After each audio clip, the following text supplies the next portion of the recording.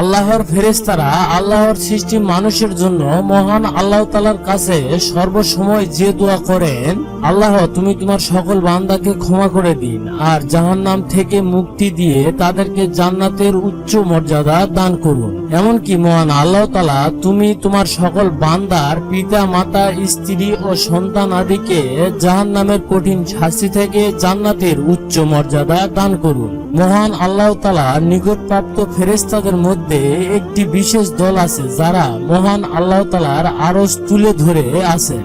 এমনকি মহান আল্লাহ তাআলার আরশ বহনকারী ফেরেশতার সংখ্যা হলো 4 জন। কিন্তু কঠিন কিয়ামতের দিন মহান আল্লাহ তাআলার এই 4 জন ফেরেশতা তাদের সংখ্যাই হবে 8 জন। আর মহান আল্লাহ তাআলার এই ফেরেশতাদের অন্যতম একটি কাজ হলো তারা মহান আল্লাহ তাআলার পবিত্রতা ঘোষণা করেন এবং এই ফেরেশতারা সর্বসময় মহান আল্লাহ তাআলার প্রশংসা করেন। এমনকি এই ফেরেশতারা মহান আল্লাহ তাআলার ইবাদতের উপর সর্বসময় মগ্ন থাকেন।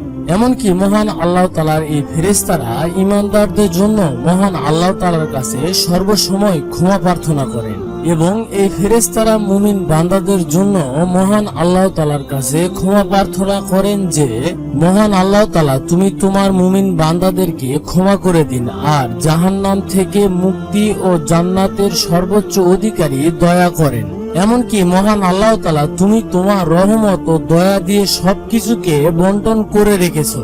কাজেই যারা তাওবা করে ও তোমার পথ অনুসরণ করে তাদেরকে ক্ষমা করো আর জাহান্নামের আযাব থেকে তাদেরকে জান্নাতে ঢোকার সুযোগ করে দিন।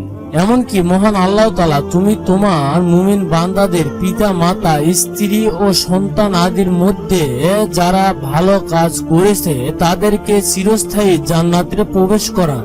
যার দয়া তুমি তাদেরকে দিয়েছো তুমি মহান পরাক্রমশালী, এমনকি তুমি আমাদের সৃষ্টিকর্তা মহান রব্বুল আলামিন। আর তুমি তাদের অপরাধের আযাব থেকে রক্ষা করো এবং সেদিন তুমি যাকে অপরাধের আযাব থেকে রক্ষা করবে আর সেদিন অবশ্যই তুমি তাকে অনুগ্রহ করবে। আর ঠিক এভাবেই মহান আল্লাহ তাআলার ফেরেশতারা মহান আল্লাহ তাআলার কাছে সর্বসময় মুমিন বান্দাদের জন্য দোয়া করতে থাকেন। আর সেদিন মহান আল্লাহ তাআলা তার মুমিন বান্দাদেরকে তার রহমতের জান্নাতে ঢোকার সুযোগ করে দিবেন। এমনকি সেই মুমিন বান্দার পিতা মাতা স্ত্রী ও সন্তান আদিকে মহান আল্লাহ তাআলার জান্নাতে ঢোকার জন্য অনুমতি দিবেন। এমনকি সেদিন জান্নাতি ব্যক্তিরা মহান আল্লাহ তাআলার জান্নাতের সকল নাজ নিয়ামত ভোগ করতে থাকবে আর তারা বলাবলি করতে থাকবে যে আমরা এতদিন কোথায় ছিলাম। আর মহান আল্লাহ তাআলার কাছে আমরা বেশি বেশি করে ক্ষমা চাইব আর মহান আল্লাহ তাআলার রহমতের জান্নাতে যাওয়ার জন্য আমরা সর্বসময় মহান আল্লাহ তাআলার ইবাদত বেশি বেশি করে করব।